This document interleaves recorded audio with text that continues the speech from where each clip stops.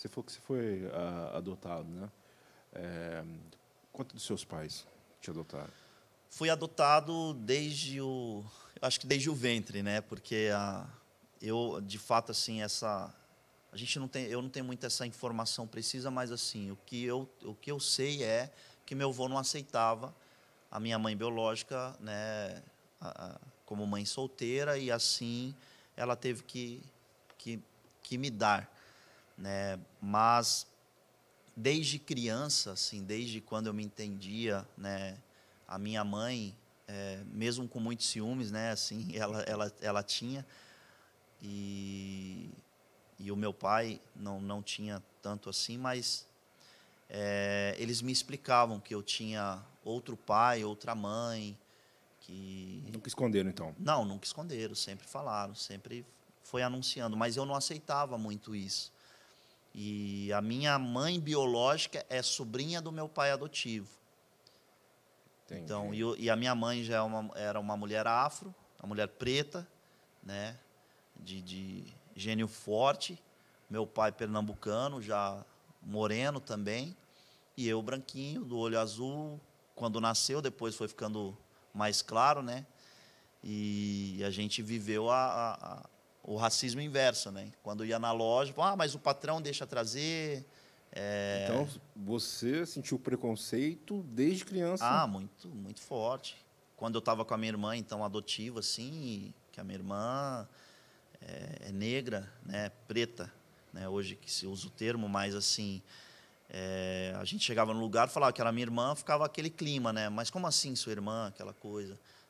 Diversas vezes a gente viveu esse constrangimento, mas eu vou te dizer uma coisa assim, eu fui muito amado. Que ótimo. Eu fui muito amado. Então, quando as pessoas falam, porque o meu maior sonho é ser pai. Esse hoje é um dos maiores sonhos que eu tenho, assim, pessoal, é ser pai. Embora eu me sinta pai no projeto, mas assim, o meu maior sonho é ser pai.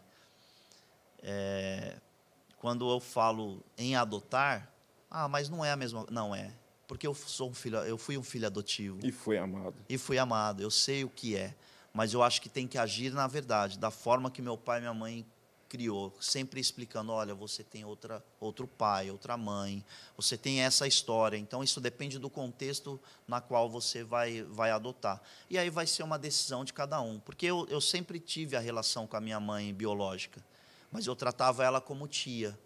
Eu sempre tive o relacionamento com o meu pai biológico, sempre tratei como tio. A minha mãe biológica, nas festas de Natal, ela sempre me dava o melhor presente. Eu não entendia, né? Só que a minha mãe já falava, né, porque ela é sua mãe, então ela quer te agradar e não sei o quê. E os primos também ficavam com ciúme, né? Porque eu ganhava o brinquedo, o melhor brinquedo, e então tinha aquela questão, por que ele ganha, tá? Porque é filho, tal.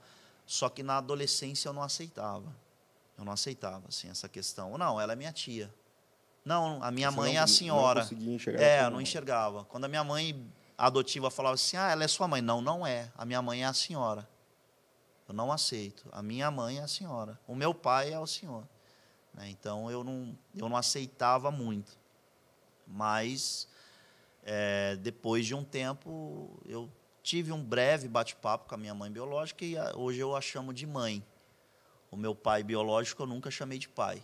Então sempre foi o nome dele, né, que era Jair, o Jair, tal. Tenho mais duas irmãs, a Jaqueline e a Janiele, que eu amo de paixão. A Jaqueline eu conheci acho que eu conheci quando criança, mas engraçado que eu lembro que numa festa dessa do Izanato, ela chegou toda bonita e a gente adolescente, falei, nossa, que menina bonita, E era irmã. vou usar o termo chaveco hoje, mas assim, nossa, eu vou namorar ela. Aí o menino falou, você é louco, é sua irmã. Eu, como minha irmã? Porque na comunidade o pessoal já sabia, né? Sim. Na colônia ali. E aí eu ia correndo na minha mãe adotiva, pô, mãe, mas não, é que ela é sua irmã, ela lembra que. E aí rolava todo. E aí depois, com 18 anos, por aí, eu fui conhecer a Jaqueline, de perto, assim, já conhecia via foto, alguma coisa, mas assim, aí eu fui na casa dela. E é uma irmã que eu amo de paixão, assim. Então hoje vocês têm uma ligação. Tem. Com ela, com a Janiele, né, que é a minha irmã que eu sempre convivi, a gente tem uma ligação. E elas sabiam também, né? Sabiam, mas a gente era irmãos por parte de pai. Meu pai era danadinho, né? O pai biológico era danadinho, né? Então, mas por parte de pai. Mas ele conviveu com a minha mãe biológica depois de um tempo até a morte. Então, meu pai biológico, o Jair, ele tinha problema com bebida, né? E aí não deu tempo de eu conversar com ele. Ele teve um problema de saúde, ficou em coma. Eu fui até a UTI, né, fiz as minhas orações e disse para ele em coma: quando você sair daí, eu quero voltar aqui para a gente conversar e tentar se relacionar como pai e filho. E aí ele não deu tempo, porque eu voltei para Sumaré, e aí ele sempre envolvido em algumas situações, por estar bêbado na rua, em bar, essas coisas. Ele estava voltando de uma pescaria, e aí ele viu um jovem espancando um mendigo com um caibro na cabeça. Oxe. E aí ele meio que jogou uma garrafa, me parece, jogou uma garrafa para tentar. Agressão. Isso. E aí o rapaz estava sangrando, tal, ele foi no orelhão para ligar para a ambulância e para a polícia para vir socorrer o rapaz. E nisso que ele estava de costa no orelhão, os moleques vieram e assassinaram ele, a paulada. Nossa. E aí o mendigo sobreviveu. E se o mendigo não sobrevive para contar para a gente que ele foi o herói da vida desse mendigo, a gente achar que era confusão de rua. Pô, o Jair se meteu em confusão, em briga, tá vendo? O cara morreu aí bêbado. Então ele salvou a vida daquele, ele morreu salvando a vida de alguém, entende? Então isso demonstra que ele tinha um ótimo coração. Eu não tenho mágoa dele, não tenho tristeza.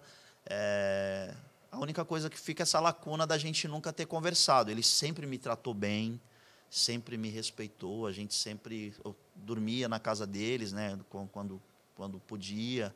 Então, não tinha problema, tá? Assim, mas eu não tinha essa coisa de não via ele como pai, assim, que nem hoje eu vejo a minha mãe biológica. Certo. Entende?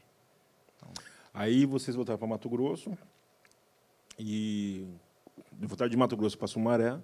Aí começou todo e tal. Aí seu pai foi fazer o quê? Você foi fazer o quê? Eu nunca fazia nada, essa é a grande verdade. Só ficava na rua depois de um tempo. Porque eu fiquei um ano, acho que esse um ano que eu fiquei... é muito difícil assim, falar sobre isso, porque a gente vai falar um pouco de comunidade. E essas histórias se repetem demais. E aí, quando a gente fala em comunidade, nós vamos falar de sistema. Aí você fala um pouco do sistema que administra a cidade. Os caras, eles não... Porque a gente tem dois países. Tem o país do rico e o país do pobre. A gente vive uma injustiça social muito, muito forte.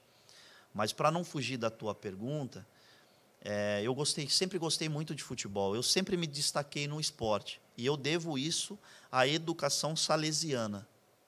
Porque na escola a gente praticava tudo. Então, futebol, atletismo, basquete, vôlei. E eu sempre me destaquei em tudo. E o futebol não era estou sendo narcisista, pelo amor de Deus. Eu também não fui um craque. Mas a minha paixão era o futebol. Então, a gente sempre ganhava os campeonatos, a gente sempre estava ali na artilharia, a gente sempre... era eu, um amigo chamado Tozinho, o Denilson, o Mazinho. A gente sempre tinha o nosso time, o Isaac... um amigo que se tornou tio depois, que tinha um apelido de Marmita, que veio ter uma morte trágica aí no Natal aí.